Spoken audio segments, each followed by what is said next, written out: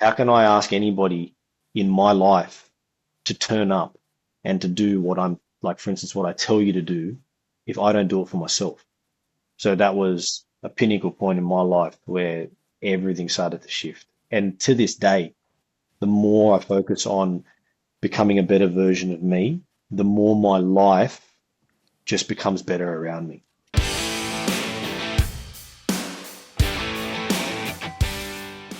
G'day everyone, Rob Dan Stones here from Pravar Group, and welcome back to another episode of The Trade Den. Good to have you back, Dan. How are you? Good to be back. Hi, Rob. Hi, everyone. Excited today. Another client feature. We love doing these, getting into some of these stories, and today, no different. I'm really looking forward to this one. Yeah, today we got Trent Shah from Trade Industries Group, or TIG. If you hear us talk a bit about TIG, it's Trade Industries Group. And Trent, really good to have you here today. Welcome, mate. Great to see you. Thanks for having me, boys. Excited about being on the pod? Happy to have a chat with you too anytime you want. I love it. Let's kick off, mate. I want to. There's a lot to tell in this story. A lot of color and a lot of steps. So let's start though in the beginning. I want to know a little bit about you growing up and whereabouts you grew up, and what sort of kid were you before you became. Let's stick to before the teen sort of years. Let's call it that for starters. Before the teen years, wow, you're taking me back. Yeah, I think I was pretty outgoing. I remember like I wasn't shy at all. So I remember when you first met me, obviously I was shy, reserved, all that type of stuff. Um, but yeah, just a fun, just liked having fun, hanging out with the kids, playing on the street till, the lights turn on, that type of thing. I grew up in Banksia, which is like next to Arncliffe in Sydney, if anybody knows. Um, yeah, loved playing sports. Yeah, had a good family upbringing, I would say. Yeah, I don't know What were what you else. like at school? Primary. Yeah, we'll go primary. Let's start there. So I went to a school that only had 40 kids in the whole school. Uh, so we got taught by nuns, priests. So it was probably a bit different than what you actually know me as. But yeah, just again, all I remember is just having fun when I was a kid, man. I just lots of like my whole family lived in my street. So I had my mum's side, had both aunties living in the same street. It's like a U-shaped street. Um, my grandfather used to started all the Christmas lights in the street, used to run shows and stuff like that. So just a lot of fun and I'd say good, healthy family upbringing. Good family values. Yeah, big family influence. Would have been awesome. I love Yeah. it. Was there anyone in particular that influenced you think, in those early years? Anyone that you sort of really gravitated to out of all of that, or was just one big melting pot that you were right in the middle of? My dad used to work a lot, 7 days a week. So that was, yeah, it was hard to sort of hang out with my dad too much. And I would spend a lot of time with my grandmother and my grandfather. So my grandfather and grandmother, or Nana or Nana, they, every day after school, I'd go back there, do my homework. They'd make food for me. My dad was a bit of a strict person back then, so no elbows on the tables, that type of stuff. And I think they sort of wanted me to go there and just so I could be more of a kid. Um, you know, set a little table up in front of TV while I'm eating dinner, which my dad would never allow. So yeah, I'd say probably my grandfather is probably like my biggest outside of my parents and my brother and all that type of stuff. I'd say probably my grandfather. What did he do? Do you remember, or was he sort of retired by then, and he was just doing his thing around the street and in the community? Yeah, I remember him being retired at that time. At that time, prior to that, he worked at Qantas. Just an extremely loving and outgoing guy. Like if he'd take me down to Rockdale Station, and everybody would know him, and he'd take me to like this Italian restaurant that we'd go eat at, and just a really genuinely good, nice man. Excellent. What did your dad do? My dad was so he ran dad and mum ran a cleaning business. Dad was obviously the one who did the majority of the cleaning. I'd go out and help mum because mum would help out on like Fridays, and another day I can't remember, and I'd go out and help her do cleaning. So it was more like commercial cleaning, so not house cleaning. Um, it was all in the city, like Vaucluse, the top end areas, that type of stuff. Clean hallways, elevators, vacuum, that type of stuff. So that's what they did. Very cool. What was your first job? Can you remember? I'd say like first job would be sort of that, like working with the family. I wouldn't say it was a job, but they would throw me a bit of money, that type of stuff, when I went out. But my mum, I always wanted to start. I always wanted to like maybe go work at Macca's or just do something to earn some money because I was never the type of kid that was sort of like take from his parents. Um, but my first real job was when they didn't want me back at school. They told me to go to a trade. And I just, at 14 and a half, started working with my brother being a carpenter, and that was eventful, to say the least. Is your brother older, or he's older, obviously? Older, he's 8 years older than me. Yeah, right. What, so you get to high school, that is, 14, and then you get the tap on the shoulder, this ain't for you. Did you worry about that at the time, or did you already know the writing was on the wall and you had a bit of a plan? Well, when I went to high school, like I was big into sports and all that type of stuff, and just, I don't know, just I went from a school which only had 4 kids in my whole year, so that's all I knew. And then going into an environment of a high school where it was just so many people. I literally knew one person which I knew from primary school, and I knew no one else. And I feel like I became a little bit more reserved when I jumped into that type of space because I wasn't used to it. But yeah, I really enjoyed, year 7 to 10, made a lot of friends, played a lot of sport. And then when it came to sort of that decision to go to year 11 and 12, I said yes, I did want to. And then they called us in straight away and they just sat us down and said, we love Trent for his sporting accolades and all that type of stuff, but it's just academically, I think it's best to go and go start a trade. So yeah, big gutted at the time. And then just fell into the lap of working with my brother. Okay, cool. He's business partner, yeah. Now you talk about sporting accolades, but set the scene. You're not just talking. You played a bit of sport. You were well into it, and you were playing rugby league at the time, right? Yeah, I played pretty much everything. Yeah, like I remember in high school, them not even. So I even tried to. You call it home sport or whatever. You go and just play that like regular sport with everyone's different color shirts or whatever. I remember one time just trying to sneak out there to go play. I wasn't going to go play one of the rep sports, and one of the teachers grabbed me and said, "What do you think you're doing? You're not. There's no way you're playing this. You're going to play this." So played a bit of everything, but yeah, I suppose rugby league is where I excelled, and I ended up playing for St. George Juniors or that type of stuff. So nice. When you get through that, you play for St. George Juniors. You're disciplined. You're training hard. You've got obviously, I think, an ambition, a dream to make that a career at that point. Is that sort of where you're heading in your mind, or are you like, well, I'm doing this, it's great fun, something's going to give at some point, and I'll have to figure this out? I think a lot of pressure from outside, like everyone, like it was clear that I had the skill set to make it, but the passion was never really there. As in, like I never really cared so much to be. Like when I played for Saints, they have this thing, it's a pink shirt and it says Goose on it. And it's generally given to the Goose of the week. I reckon I wore that more than anybody. I remember going out and going to parties and I was the one drinking and, I'd see the team rock up and we had a game the next day and they'd be like, "What the fuck are you doing, bro?" Like I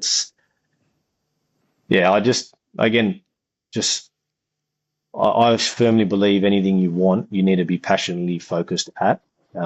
Obviously learned that in my later years, but yeah, I got a little bit upset when I feel like I wasn't going to make it, but I think now I look back and I'm very grateful for it because it's made me who I am today. Like I put it down as a failure for so many years, But to me, it's not a failure when you identify the fact that I never really wanted it. Yeah, and you balance it out with the hindsight of the life you now have and everything that's come your way since. You wouldn't give that up for anything. No career would do that after you get to this point in life. It becomes a pretty clear, I won out of the deal, you know what I mean? Yeah, 100%. When you start working for your brother then, what's the attitude like? Where are we at in terms of a passion for the trade? I am now doing this, or is it like this? Hated This working. just sucks. I hated working, man. Like I just knew all my friends were having fun and doing what they were doing, and I'm jumping out on sites, getting dirty. Like I've always been really good with my hands. Like I remember in year 10, like coming first of the year and getting the award or whatever.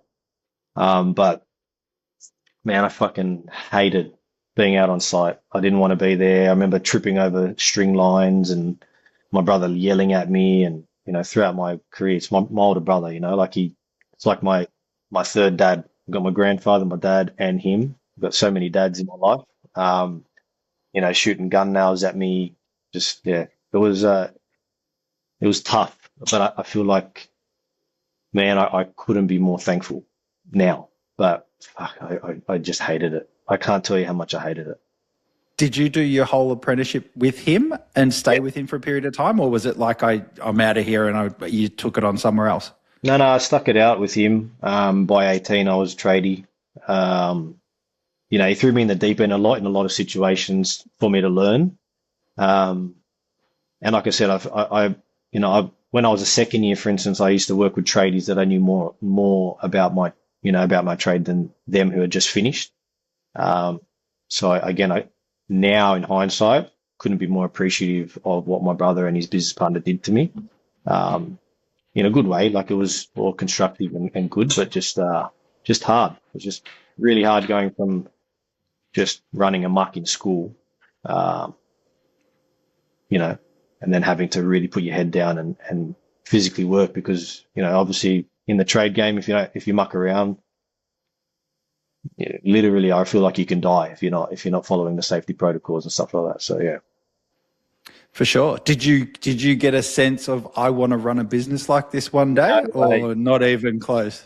I remember even talking obviously we were close with the group. We're a tight knit carpentry building group, and I still remember there was nails on the ground, and my brother would be like, "Mate, do you know how much this one nail is?" And I'm like, "That's a fucking nail. Like, who cares? Like, just let me work. I'm already depressed enough being here. So I remember even saying it to the boys, like I just don't understand who would want to run a business. Like this just sucks. Also saw my dad, working 7 days a week. And again, you say run a business, like anyone can register a business, but again, I just felt like I'd rather just work for somebody and not have to worry about anything. So yeah, I never once really thought of starting a business. How much do you reckon the influence of your dad working all those hours had a big impression on you in your early years? What impression did that have on you and shape a lot of your mindset looking back as a young fella, do you think? I think it had a lot to do with it, man. Like I still remember like Christmas days, everybody else had to open their presents at whatever time, like 6, 7 a.m. in the morning, people riding their new bikes, motorbikes, whatever through the street. And here I am waiting for my dad to be home at 1. And God bless him. Like you can't fault the man for trying as best he can. But knowing what I know now, especially through Pravar around kids don't spell love Love, they spell it Time.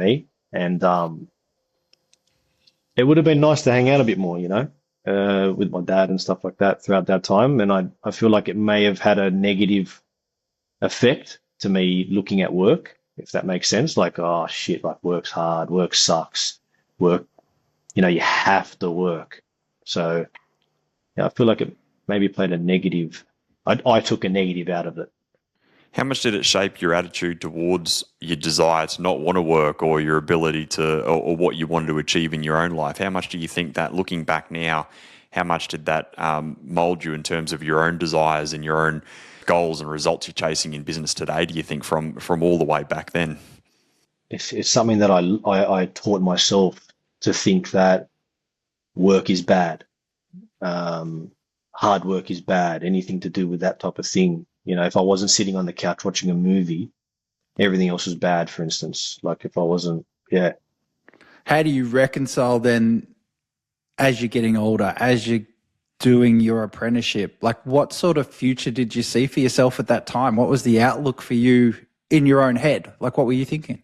Um, at the time, it was obviously a learnt thing around however long I work for, I get paid for. So I wasn't afraid to do long shifts, double shifts to make some extra money to go and have fun, for instance. It was all about make money to have fun, go on holidays, go out and party with the boys, you know, Friday, Saturday, Sunday, that type of thing. So that's, yeah. So a pretty, it didn't derail things to that extent, but it was just sort of a pretty standard approach to work, get paid, go Yeah. have fun. You were young, feels good. How or what did you learn through that time? I suppose about having fun. Like, was it just there was more to it? Did it feel empty or hollow? Or were you just all boots in all because it was fun and it wasn't hard work and it was easy? What was it for you? I loved having fun, man.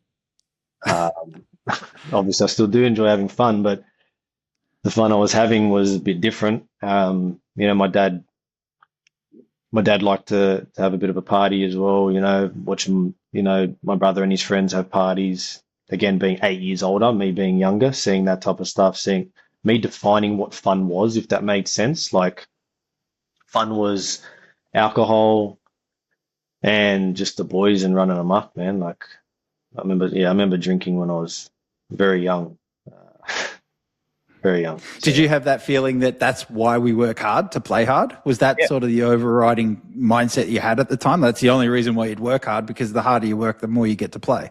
100%, man. Like it's again, like you see my dad 7 days a week. Like you can't fault the guy at work. Like I definitely learned a lot of his work ethic through him and my brother. Mm. Um, but it was work, get home, have a drink, watch a movie, or go to golf, that type of thing.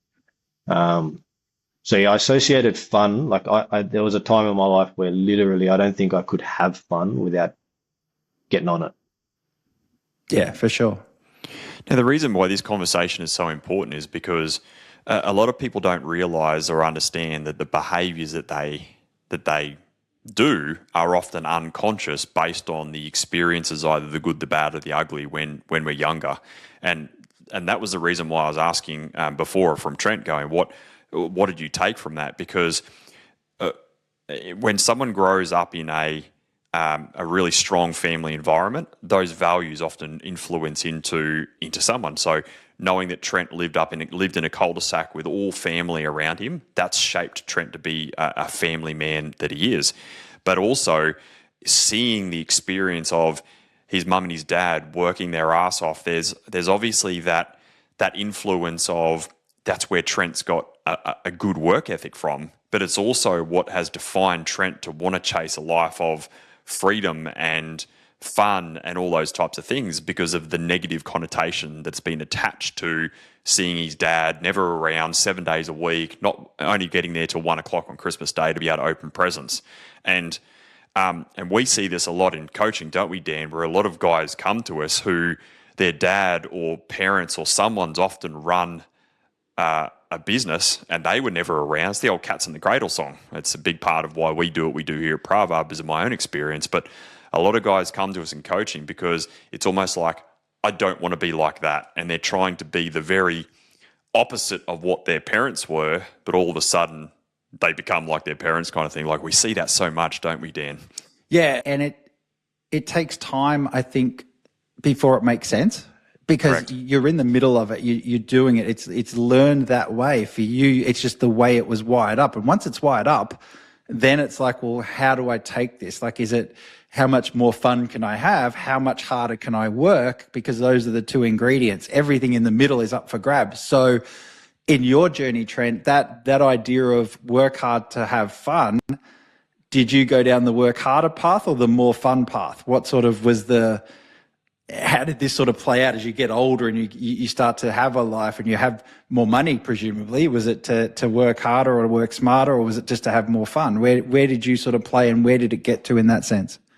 It was obviously more fun, man. Like at the time, it was just, yeah, just again, every dollar that I had was, I've always been good at saving, which has been a good thing, but it would be saving for a thing and then go and do that. For instance, I remember when I was 18, I had enough money to buy an apartment, which I then got bad advice from my accountant. I didn't buy one, but then ended up going on a car, for instance, you know what I mean? Or just nights out and going to Europe, going to America, going to Thailand.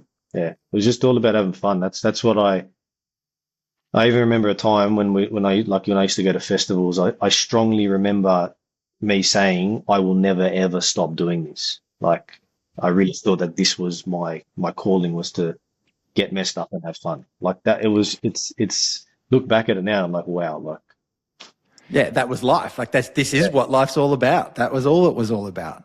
And that, some people could that's argue going, well, Trent was this young and that's what young people do. But for Trent, this was him shaping and becoming the man that he was starting to become, of purely because of, like what we spoke around before. It was the negative of that environment that he grew up in, the strict discipline, the this is how we do, the elbows on the table, growing up with the nuns and the priests of a school of 40 to 50. It's the parents who worked a lot. That's shaped you to who you are. And a lot of people go, well, that's just what young people in their early 20s do. They go and party. But this was becoming the forming of Trent purely based off of the experiences and the environment and the norms that you grew up in as a young fella. yeah.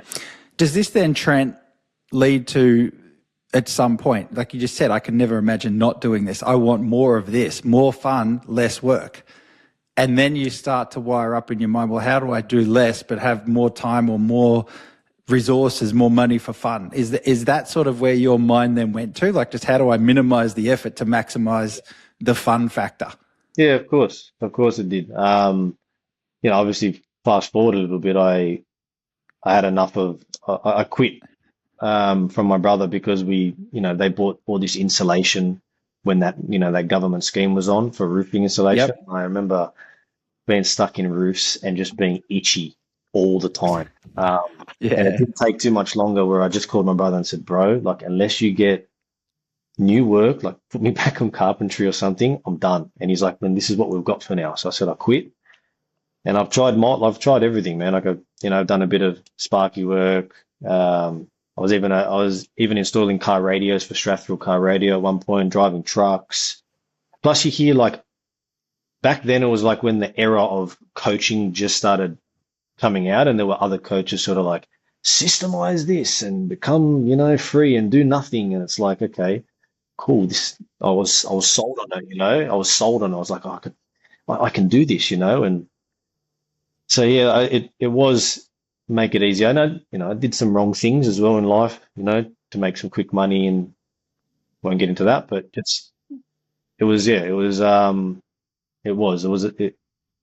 got to a point where I wasn't really working. Like when I first started my first business in rubbish removal, I got to a point where I was making so much money in cash that I ended up just partying with it, and I'd get phone calls every day, and I'd just be like, sorry, can't make it. Sorry, can't make it.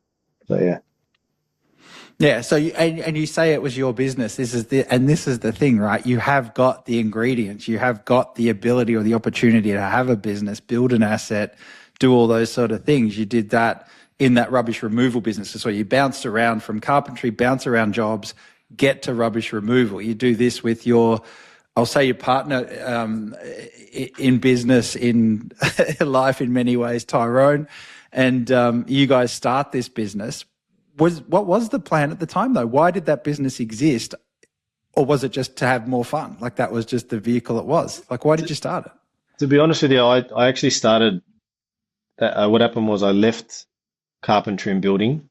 My brother knew how depressed I was. I had a lot of, anxiety and depression issues when I was younger. So that played into a lot of the fact that I hated doing what I was doing and all that type of stuff. And he had a mate who was making a killing in rubbish removal. And he's like, bro, let's just buy a truck. I'll put down half, you put down half. but you run it. And I started running it, and that's when I started, making the money and whatnot. But Tyrone was working at plumbing supplies, and we're just old school friends. And he just kept bringing me and saying, like, bro, like, I'll come out and help you on the truck. I'll help you on the truck. And I think it was like over a couple of weekends, like he just helped me a little bit. And I'm like, bro, do you want to just like we'll just partner, like just give me 5 grand and we'll just kick this off. And that's when it really started. That was like, me and him working out of my mum's front room, tipping tipping rubbish on people's front lawns. Like my mum would go to their front door and say, it's cleanup day, can we dump rubbish there and save money and all that type of stuff. That's when it really kicked off with Tyrone, and wow, what a business we've built over there. So it's crazy, man. Was that the first time that business was fun for you? So you could at least have an avenue to go, I want to do more of this? Or was that something you didn't like either? When he first come on with me, my words for him was, can you sell? Like, do you mind speaking to people? Because I really just hated speaking to people and I didn't want to do any sort of sales. And he's like, yeah, Tyrone is very outspoken, very not shy at all. And that's sort of how it came about. And I said, you have the phone, but he was working at plumber supplies, and we would just get random people come in. I went back to carpentry and building. He was at plumbing supplies, and I would literally meet somebody at 6 a.m. in the morning, never met them before. Here's the keys to the truck.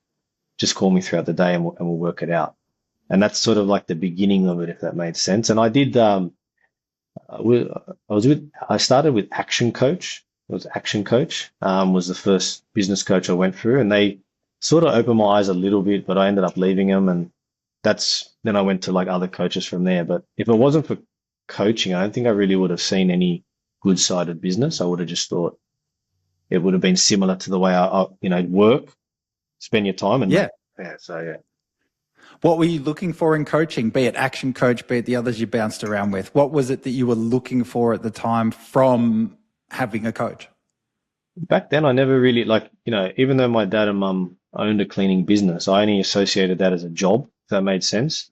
And even though my brother and his partner ran a carpentry building company, still only really associated that as like, us just working together or on the field, where business was more like tie and suit. And that's something that I just thought that was never for me, if that made sense. And that's why, like, when you had, some would say I'm quite gullible in the sense that, someone says something to me and I believe them, but it's just because I tell the truth, right? So they would sell me on, hey, I'll do this, this, this, and this, and in this amount of months, you'll be able to be free and that type of stuff. It's the old sales out of coaching, and I just got hooked by it, really. That was, yeah.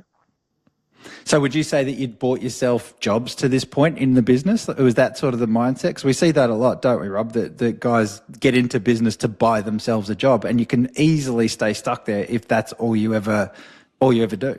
Yeah, correct. So many people get into business because they want more time, more money, more freedom, more family time, and all of a sudden they're working more hours, earning less than their apprentice, and spending less time with their family. And to be honest, until a business gets to a certain point, you're actually better off not having a business, and you're probably better off being a project manager for someone else. And so, yeah, the sad reality of business ownership in Australia is that most business owners are taking all the risk for not a lot of reward and having less freedom than they probably would. And that's why we're big advocates of, you got to get the business to a certain size to be able to warrant the risk that you carry and getting the reward for the effort that you put in to run a business. Yeah. So in bouncing through coaches and you end up at Pravar Group, talk me through the initial reach out. What was your experience and how did that come about? How did we get to this point where you come across the doors and have your first convo with Rob? Well, Tyrone and I, we did other coaching, right? And it was more like that big group setting, and you got like an online portal, and, you meet up with your coach every now and again, very generic style coaching. So we were introduced into like systems, mindset, and all that type of stuff with that. But I just remember I was in the office and I just kept seeing Rob's head, man. Like it just kept popping up. And then I ended up going to Tyrone and said, listen, like he was like, no more coaching. We're done. We've got to handle it on our own. I said, bro, like it's a 45-minute call. Like let's just listen to the guy. And we'll see what he says. He's like, all right, this is the last chance. We'll see what happens. And I remember talking to Rob, and I was like a fanboy. I was like, oh, it's Rob Crop, how good. Um, and when we had that call, Rob was real.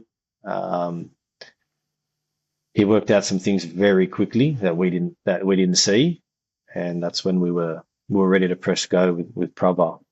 When you got into coaching, then that first thing, I think you guys came straight into leverage? I think it was, Rob, wasn't it? Yep. So Tyrone and Trent come into there.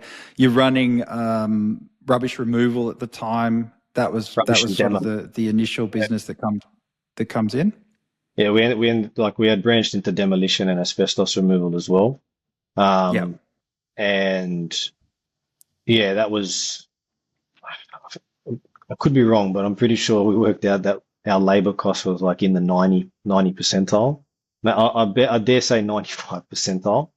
And, we're running like 30 to 35 boys at the time.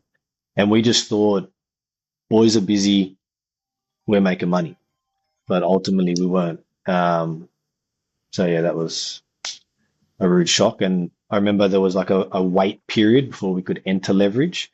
And Rob gave us, the old, listen, before you start this, you've got to do this, this, this, and this. And I remember we had like 8 or 9 people in the office.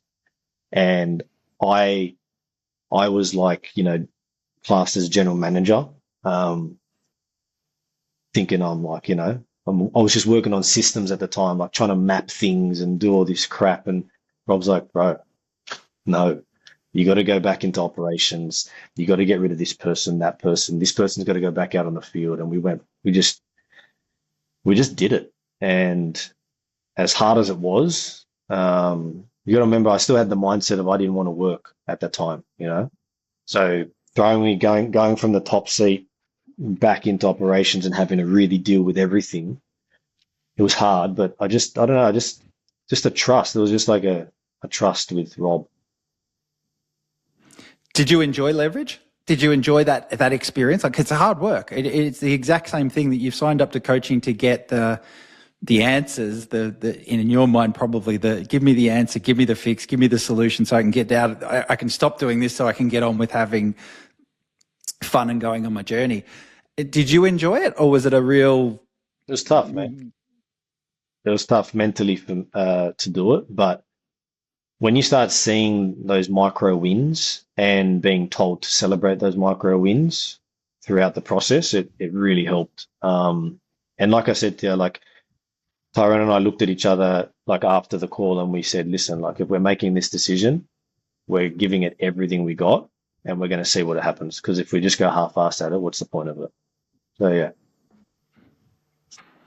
What was the lesson you took out of that? I'm going to say it because we've got to introduce this. The first time you went through leverage, we're talking about the rubbish removal business. We introduced you as Trade Industries Group. They're 2 different businesses. We're going to get into that story. What did you take out of that in terms of your own personal thing? And also, what was the lesson you took out of it with Tyrone as a business partner, just the way you'd set everything up? Because it changed pretty quickly after that. I dare say that Rob and the coaching team probably had a hard time dealing with me and Tyrone. We were at each other a lot, sort of like 2 big egos clashing, if that made sense. We leverage the principles you learn in leverage. Again, obviously I've been through it twice and I've been with Pravar for a long time. And in that ecosystem, so it's like second nature to me, but it's quite simple. Like they're just simple life principles that if you stick by, you'll win in life. So, and you pick that up pretty quickly. Like, that first sort of main lesson you learn around like pulling out the nails. That was probably one of the hardest things to grasp because you're like, man, like everything's burning down around me. Like, what are you talking about? Like, worried about my personal life. Like, let's just get into the numbers. Let's just make the business make money. So that probably was like one of the hardest things to jump into, but I would say one of the most rewarding. And then it flows in obviously through everything else you do. But yeah, I wouldn't say it was easy. I'd say it's definitely hard.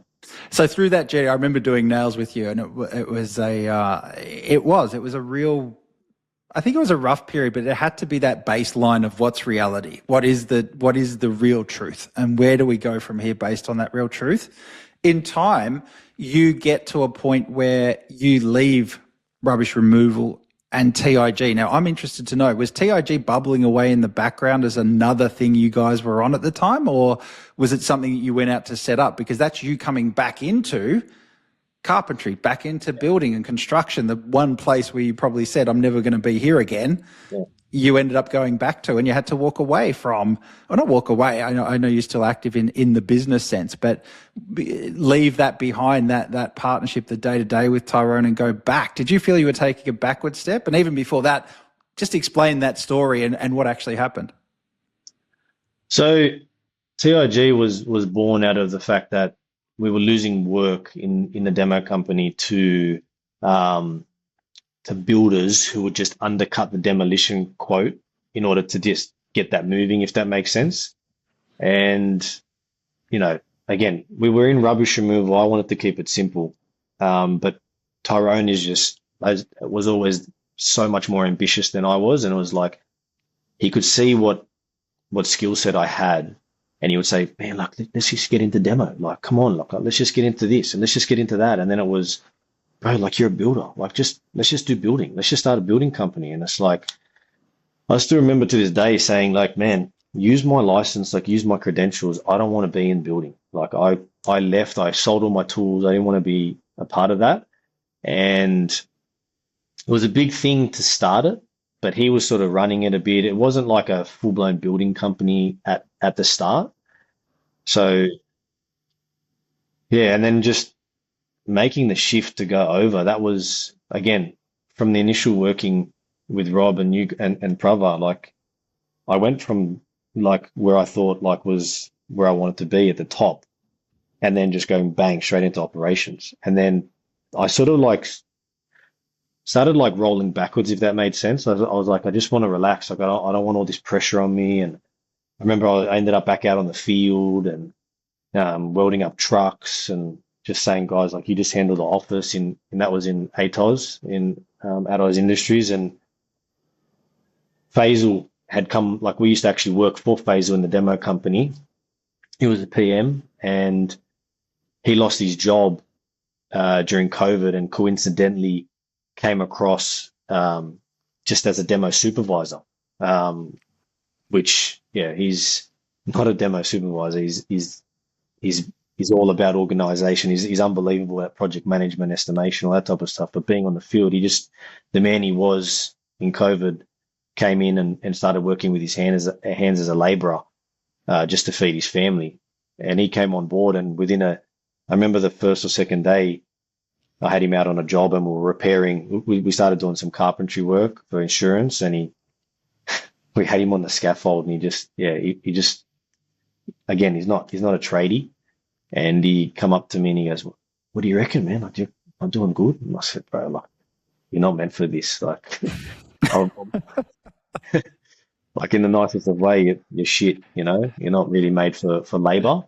And then I literally told Tyrone, I said, bro, like, we need to get this guy in the office. He's gonna change the way we think and that type of stuff. And testament to him, he was turning up at like 5 a.m. in the morning, freezing cold. He was on a base salary, and he started running operations and that type of stuff until he caught wind of the fact that we're opening up a building company, which was always Faisal's dream to be a part of. And he really wanted to be part of that. And he came over and said, I'd love to run that. And he was the big shift in TIG in the early stages, where he was able to run the jobs efficiently, run the trades, programming, costing, estimating, and taking it off our hands. So that's how TIG sort of started. I was still at ATOS. He was running the show with TIG. We're all in the same office, so we're all, weekly meetings, all that type of stuff. But me going over there that was different, man. Like, me and Tyrone always talk about it, like, ATOS is like our baby, right? So to leave that place and to go over to TIG was hard, but I did it on the premise that Faisal was going to run it and I was just going to go out and run some jobs, because you got to remember, I'm on the decline. I'm physically working again, and I thought all right, if I'm going to go over there, the reason why I'm coming over is I'm gonna come out on side. I'm just going to do what I know best, which is easy to me. Which that didn't last for very long. So yeah. So when you get into what happens is you end up going back. So the two business, or you move out of ATOS, you go back into TIG. TIG then goes into coaching and leverage again. So no sooner have you gone through leverage, done all this, left the business, you're back to where you started again, even harder the second time around, and you start going through the same thing again. Did you notice a shift or a change, or were you different at that point, or were you still resisting all the same things? What was the second time around like? That was probably something that I was really devastated about, is the fact that I went through leverage and was in coaching at ATOS and understanding the principles. I really put my all into that and understanding the principles and all that type of stuff, and then leaving and not being in coaching. And I still remember, when I left, Tyrone went to the awards night and he won an award, and I was like, that's it. Yep. And yeah, it was tough, man. I'll be honest. It was a hard thing, bitter pill to swallow. We were talking about bringing TIG into Pravar even when I was at ATOS, but Faisal wasn't ready to do it on his own. So when I jumped over, we had bought a project, and we're just big dogging it, just thinking like, we've made it now, we've got all this money, we're going to do this project, and we're just, not listening to the coaches and sending ourselves into a complete downward spiral, which thank God we were in Pravar at the time, because we were able to manage through that, probably one of the most difficult times, or it was definitely the most difficult time in TIG's history for sure. Yeah, and I think this is an important part of the backstory, because we're about to turn the corner into, you get through, I'm going to fast forward pretty quickly, but you get through leverage, you do it the second time, you end up in lifestyle. Now, again, I think, has there been a shift in Trent since the first to the second to where we are in lifestyle now? But I think it was around July 2023, something like that. And you come into coaching then. I still haven't seen, and I remember I coached you through the second round of leverage, so I know what the ins and outs of it. I still haven't seen this spark take hold. I've still got Trent here resisting work. I need a break. This is all too hard. I don't want to do carpentry. This story you've told yourself for so long is still there. It's not like you've had any great, I think the seeds have been sown, but there's no way you could predict the trajectory that came a little bit later on from that. How close were you to, like, this is all too much, I'm out? Were you ever at that point, or were you all in terms, I'm going to see this through? Yeah, throughout my business career, I still remember even at ATOS, driving out, I was about to drive a Bobcat, calling Tyrone in complete tears.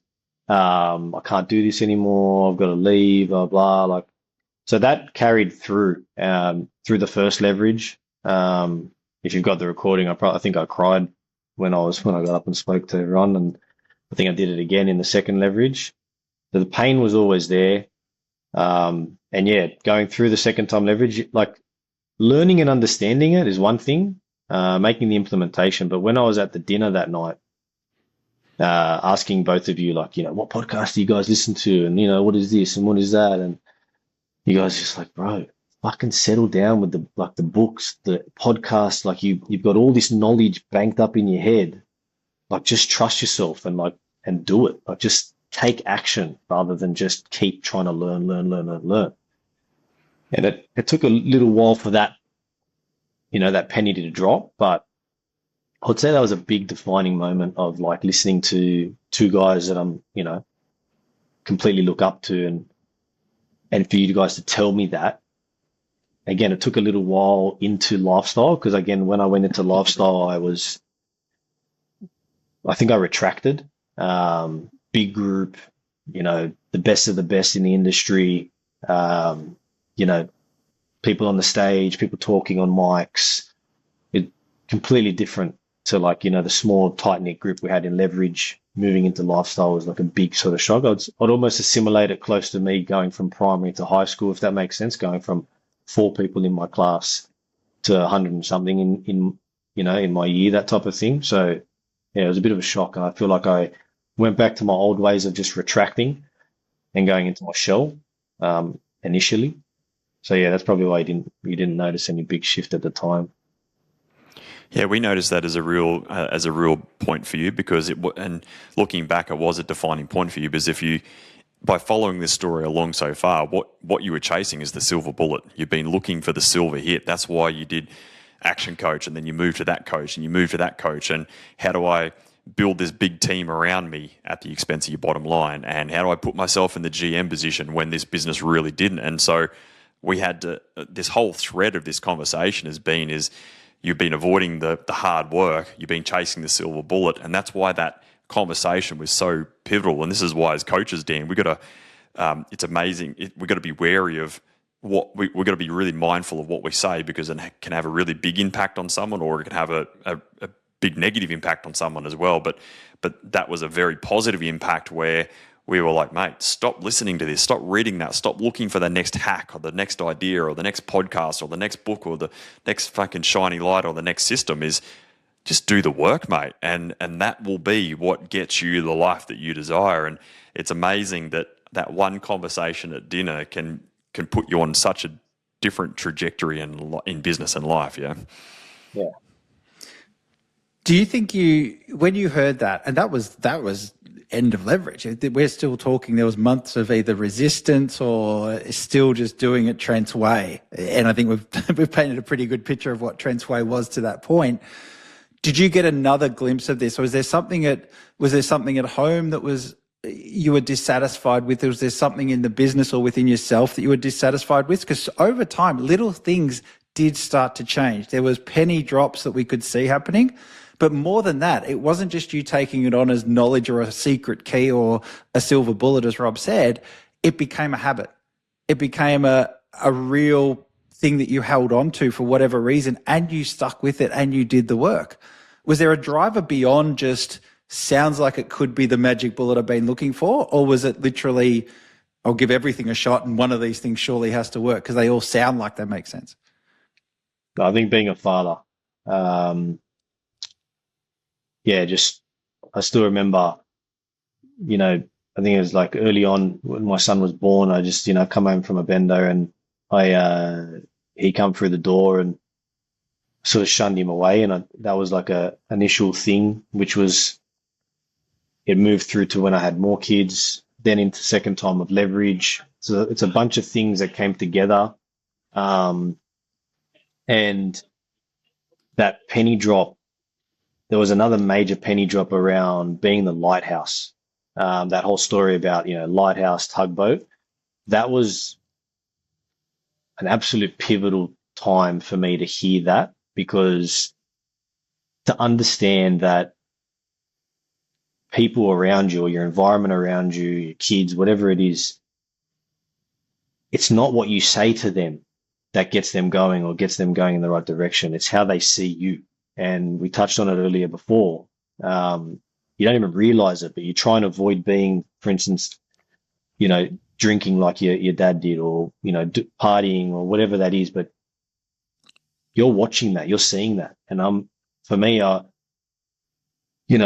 just knowing that I'm affecting my son every single day, that I'm not turning up, and then hearing that whole lighthouse tugboat story, that's pretty much in the lifestyle journey now, because I remember making that phone call to you, Dan, and you spent about half an hour on a call with me just to go through that in detail.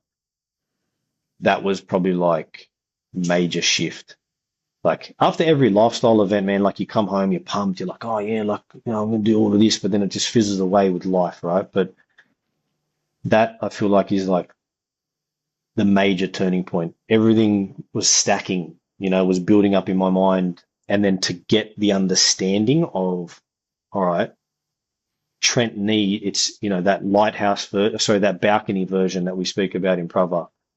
Like how does that version of Trent turn up? And understanding that as, I need to turn up this way. I need to care about me first. I need to stop worrying about what's going on around me, and then just literally turn up every single day. And that's when habit stacking became I'd say almost an obsession.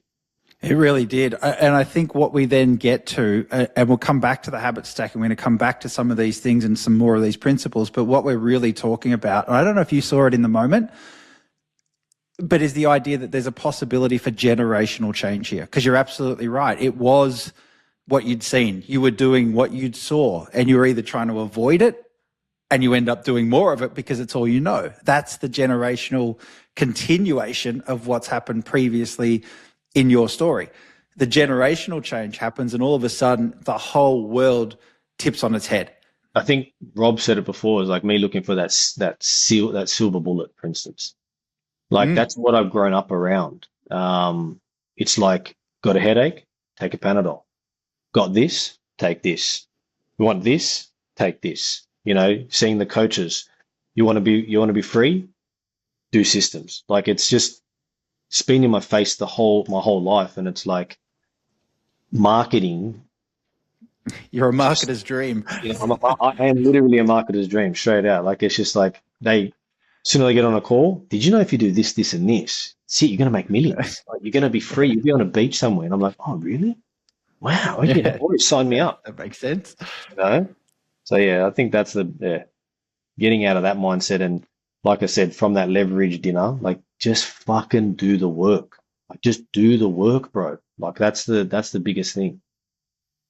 And I think, Rob, that message we gave at the time, it became like the catch cry for Trent, and because we were talking about it at events, it became sort of through the group at that time, was do what you say you're going to do. Stop dicking around. Do what you say you're going to do rather than tell me and get stuck in, because that then that's where the opening happened, I think, for Trent. What were your thoughts and memories of that sort of time as we went through it? Yeah, we did, and especially in the early days with ATOS Industries, the rubbish removal business and everything, is like they'd scaled this massive business with this big workforce, and they were bleeding cash at the time. And it's like, boys, we got to completely retract this business. We got to right size this company. We need to let go of these people. We got to cut half your operational team because you can't afford it. You're too big. You think you're bigger than you really are, and that was the silver bullet, and we had to get our hands dirty and just get on with what we needed to get done. And that's why Trent felt uncomfortable in that time, because it was like, hang on a second, I can't just be a GM that sits in my chair and swivels around and pretends that I'm calling the shots. I've actually got to work here. And yeah, it was a big part. It was to be honest, it was make or break for Trent. Was he going to step up and actually do what he says he was going to do and get on with actually doing it? Or is he just going to keep looking for the next silver bullet, or keep looking for the next thing to learn? And personally, I hated in coaching when clients go, oh, I've learned a lot. I'm like, well, mate, there's a big difference between fucking learning and actually doing. Don't just come to coaching to learn. You've got to learn and implement, and that's where the results come from. I think it's a mistake that a lot of people make as clients in the coaching space, is that they come and learn, but they don't come and learn and do. And so this is why it was such a defining moment for Trent, is because he had to make that decision. Am I going to just keep learning, or am I actually going to get off my ass and do something? And to his credit, he changed his ways, and he put his head down and he got on with the job. And I don't want to say for once in his life, for once in a long time, he actually got in and did hard work, and the things that mattered, not the things that were easy. Absolutely. And Trent, what was that? I mean, that decision, that resolution you made to follow that principle, to start doing the work, what was the thing that you started to work on, that you really wanted to focus on, and you sort of not just cut your teeth on, but you proved to yourself that this is the way forward, that these things that I've learned and took on board, if I implement, I execute, this can change my life and the lives of my kids and my relationships and the business? What was the first thing that you really doubled down on in terms of your habits and trying to get that momentum?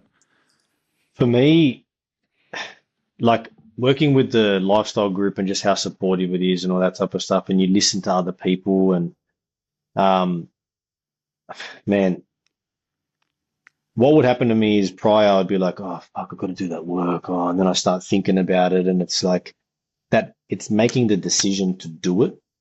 I had to rewire my brain, and I tried many different things.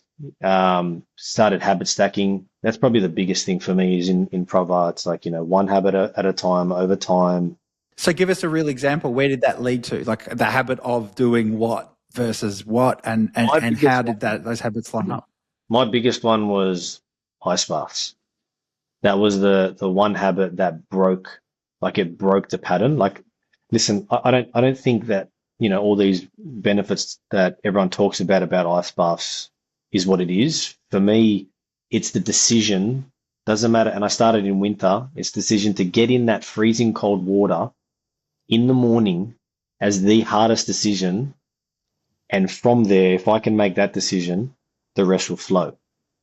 That is probably something that I really learned. I think Benny from Biltar told me that. He's like, man, I just do it. Like, I just got to get in and do it. That's probably the biggest one that rewired my brain. And just sticking it out for, I don't know how, yeah, still doing it. So yeah. And then there was the next habit that came along, and it was health. It became a big thing for you first, because we talked about you've got to give yourself your own energy first before you can even be there and show up as the person you need to be. So you worked on that for a period too. Yeah. So I had gut issues. Obviously, everyone knew in the group, and that, I'd have to run out of the lifestyle group, go to the toilet, that type of stuff. But, I ended up through the group, meeting meeting a metabolic balance nutritionist, and went through a long and hard journey through that. It was really hard to change my habits around my food, understanding what I should be eating. But the energy that I put in my body, hadn't trained in like what, 4 years, 5 years, getting back into training, doing, Wim Hof breathing, doing meditations, reading books, just literally just getting that. Like, I think I was up to like 10 habits in the morning, just like bang, bang, bang, bang, bang, bang, bang, bang. But as some people like look at it and think that's pretty extreme. You don't need all of that, but everybody needs to understand how bad my mindset was and what I had to do to start getting that momentum rolling in the right direction. Like, my ice bath's broken. I haven't jumped in the ice bath for a month. I have to have cold showers. Lucky it's winter here, but I almost don't even need the ice bath now. Like, my mindset's just wired to, okay, I've got to do this. No worries, I get it done. You know what I mean? Oh, I said I'm going to do this. No worries, I'll get it done. Where prior was like, oh man, I don't want to fucking do that. I don't want to do this. Like, now it's like my mind is, and I've only just realized this not long ago since my ice bath broke. Which I remember you telling me, Dan, like, why don't you just test not having it? And I didn't have the balls to test not having it. But it broke, and I still do other habits, but yeah, it's crazy how much my mind has been rewired. I'm a completely different person. Yeah, so like getting back into training, coming off the habits, obviously I started getting back into training because around lighthouse work, I just wanted to show my kids that, hey, I train. So I started doing a bit of training at home, just a bit of body weight a couple of times a week. And I did it with my son, and we, my son, my daughter, and we just play around like that. And then it stemmed back into, a few of the boys were playing OzTag.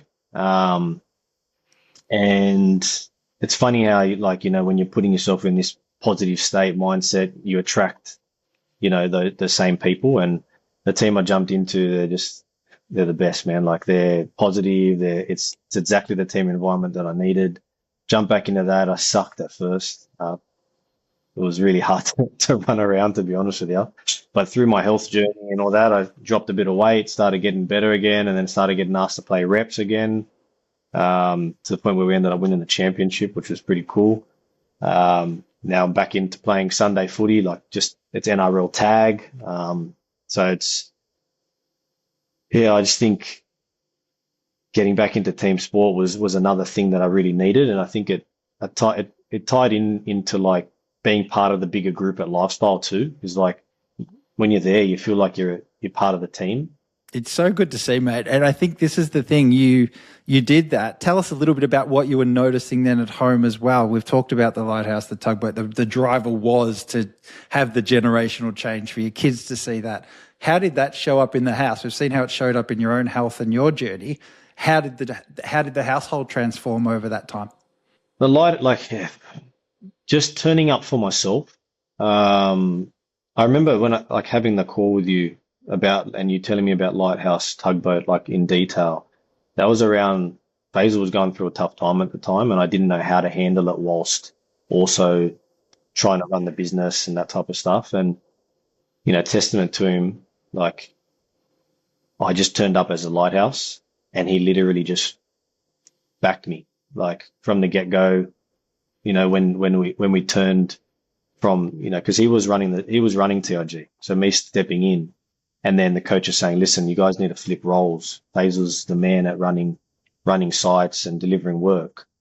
He can run multiple projects. Trent, you've got the ability to be the GM. You've got the like you're the right person to take that direction. I think it was a difficult shift between me and Faisal. But I've never had anyone more supportive. He backed me the whole way. He said to me, I remember when I first started in January as the GM, he's like, I said, man, I need to do it my way. Like if I'm going to do this, I'm going to commit, I need to do it my way. And he backed me the whole way. Um, and again, it comes back down to being that lighthouse, like at home, at work, everywhere in my life, focusing on me in the sense, like not a selfish way, but sort of a bit selfish because you need to look after yourself. You need to put that mask on you when the plane's going down in order to be able to help other people. And I think you saw it at home. Like I remember I had multiple conversations with you guys, my wife's not doing this and I'm just trying to control, be that tugboat and drag my wife into, why don't you start training and why don't you do this and why don't you do that? Meanwhile, she's having 3 kids and looking after the household. And the same thing in the office space, like Faisal, try and do this, try and do this. And it just became so much where I was gonna explode. And again, back down to being that lighthouse, just how can I ask anybody in my life to turn up and to do what I'm like, for instance, what I tell you to do if I don't do it for myself? So that was a pinnacle point in my life where everything started to shift. And to this day, the more I focus on becoming a better version of me, the more my life just becomes better around me. Yeah, there's a lot to say for integrity and being congruous and all those sort of things, which is what you really, really have found the power of. The other thing I think, and I want to sort of almost finish on this, we've talked about the group a lot, and I think you've taken a lot from the group and from your story as you've told it. Absolutely. The group's been pivotal. It's given you so much. But I think the next gear of all of this, once you start shining as brightly as you can because you've looked after yourself, you start giving back. And I want to know how important that was for you to give back and start to really push outwards rather than looking to take on, because so much of the journey of your life was how do I take on board the thing that's going to help, but then it became how do I give? And what did that feel like to you when you started to reverse that gear and contribution and giving to the group and really facing inwards that way for you? What was that like? Wow, that was different for me because it was like at the time things are tough, things are hard, so much pressure, so many like doing so many different things.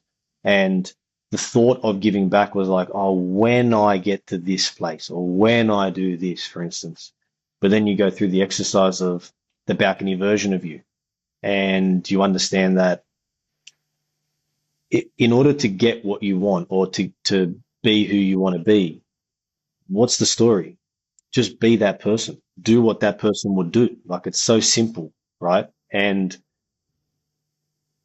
when you understand that, you're like, okay, I'm just going to try it. Like I'm just going to try and start inputting into the group and see what happens. Because you're scared at first. You're like, oh, all these guys are running big businesses, and you don't want to say anything to them because you're like, oh, I might sound like an idiot, that type of thing. But just dropping that guard and saying, you know what, fuck it, I'm just gonna be completely open. I'm seeing other people do it, and when I started giving back, what a feeling, man. Being able to see like and live through other people's journeys. Jumping into, we have that Monday morning motivation, reading through again. I think I was like the top guy on reading through and messaging everybody. But it was so much. It started with a thing of like, I'm going to give, but it was like the reward for me was way bigger than the give, and I never realized that. Um, so it's just been a cool thing to do, and I love giving. Now I'm never hesitant to it. You know, I even someone messages me, calls me, always happy to help, always happy to lend a helping hand, give my experience. But that was a huge part of my journey, you know, to who I am today. It is. And it's an important point, mate, because it comes back to you, like you just said. Like you give and you don't even want it. You're not even asking for it. But what you get back in return comes back with interest. Like it comes back, and then you can shine even brighter and you can do more. And I see this now that you've moved on from coaching, you're doing your thing. The idea of you now going out and seeing you on social media and doing what you're doing there, this idea of Trent, who is always looking to shine for someone else to pick up that light, is just such a, I think for me to finish the conversation on this is just such a, I can't understate how big a full circle that moment is. So it's been huge to see. And I think the idea that this all lends to as well is you've actually got a tattoo. Everything you've spoken about so passionately, you've now got a tattoo that you're the only one, I think, in history, unless Rob's got one somewhere that he hasn't shown us, but you're the only one that's got a tattoo of the Pravar logo. And I think this is not just the commitment. I don't want to say it in a trite way, like the commitment, go get a tattoo. That's like saying have an ice bath, but what it represents and what it means to you. I think talk about how you carry that and the lessons and what it reminds you of why you did that. So obviously I'm not a suck ass, but it's you can't understand what that tattoo means to me. It's not that like I'm, you know, like I obviously I adore the program, I adore what it's done for me, but all my tattoos, and obviously you've seen a fair few of them, they all mean something. They've all got a timeline to it. They've all got a story to it. And I remember speaking to my wife and saying, "What do you think if I got the Pravar logo? You know, it's just the logo. It's the warrior's eyes. I quite like it. And she said, you know, I agree with it. Like, what are your reasons behind it?" And I said, well, I want to be able to always look down at my right ankle, and I want to always remember who I am because of that tattoo. I want to remember the journey that I've gone through, everything that I've done. And to this day, like I look down at that tattoo and I'm like, it's a reminder. It's like, okay, that's who I am. I am the guy who does what he says he's going to do when he says he's going to do it, you know? And yeah, all of the Pravar principles live within that tattoo. And that's what I know. And I'm proud to say that's who I am today. And that's why I got the tattoo. It means so much to me, that moment. And then obviously I reached out to Rob, said, can you give me the meaning around it, and all the meanings that he gave me about being a warrior and, you know, around family. It all just ties in with who I am. And I couldn't be more grateful, and I couldn't be more happy to have that tattoo on my right leg, because again, it's just going to be a symbol for me for the rest of my life to know who I've become and to always keep pushing. You know, those three main Pravar principles, you know, never settle, do what you say you're going to do, or flag early. And I've got a mind blank at the moment, but the third one. You're all good. Face the facts. Face the facts. Face the facts. Make shit happen. All of those ones. I live by them. I genuinely live by them every single day. And that's why the tattoo's there, to remind me of it. I love it. As you listen to this, and I think, Rob, I'm going to get your comment on that, having heard it, but I can hear your voice has shifted over the course of this whole episode. When we were talking in the beginning, it was you talking about old Trent, and then there's new Trent, and the voice, the energy, the posture, everything shifts, and it suits you so much better, mate. So I'm going to let Rob have the final word on all this and what he sort of thinks and how he translates a client having a tattoo of the brand that's been created through the group. But mate, from my perspective, to be part of that journey, and hopefully a big part of it, I mean, we've had some epic conversations along the way. You haven't made it easy, but at the same time, you've always sort of been willing to test. You've been coachable all the way through in your own way. And from my perspective, to know that sits there and it's had that impact is huge. So yeah, from me to end it, it's great to have this conversation today. It's huge. Thanks, Dave. Yeah, we saw a bloke come into coaching who was chasing the shiny lights, chasing the silver bullet, and wanted to have everything for little effort, little effort and no work kind of thing. And the way that you guys turned around ATOS, which is the rubbish removal business and the demo business, from like it was in bad shape, and for you guys to turn that around to be the powerhouse of a business it is today is incredible. And that's a reflection of both you and Tyrone as well. But then TIG for what it's become, it's a reflection of you and your leadership and the man you've become. And so it's like a proud dad moment when I don't have tattoos, but it's one of those things where it's like a proud dad moment where we to see you have that tattoo and to have that as a mark on our mark, as a mark for you, to be a reflection of who you've become through our programs. Really, it's really rewarding. And because I define success as someone, one of our clients, creating generational change, and you've done that. Like you've created generational change in your own life, and but the way you're showing up as a husband, as a father, as a man, and as a leader to the people around you is pretty inspiring, mate. So from all of us, congratulations, mate, for the businesses you run. You run two powerhouse businesses. Like, I know we haven't spoken around team sizes and revenues and all those types of things, but just know, like, we know what you run, and they're two epic businesses, and they you're across two weapons of a business. So today's been more about your personal journey, but yeah, Dan, we can't downplay as well the epic businesses that they run. No, we could easily have gone in so many. There's so much more to tell of the stories. There's the business side. We could probably do an after dark episode with Trent and T on a different episode. So yeah, there's so much more to that story. But yeah, the impact and where it all began today, I think you've done a great job telling it, Trent. So thanks, mate. Really appreciate it. Yeah, thank you so much, boys. Really appreciate it. Thanks for joining us today, mate. And for you listening, if this story's really resonated with you, where you know that you need to make change in your life, and you really need to not only change your own life, but want to have the desire to change the life of those around you who are really important to you in business and family, then jump across to strategysession.com.au, fill out the application form. Let's just have a conversation and see where you're at. And if we are the right fit, let's go on the journey together to be able to really make some positive changes in your life. Thanks again for joining us today, mate. We really appreciate it. And thanks for joining us on the Trade Den podcast. We love it. Thanks, boys. Thank you very much.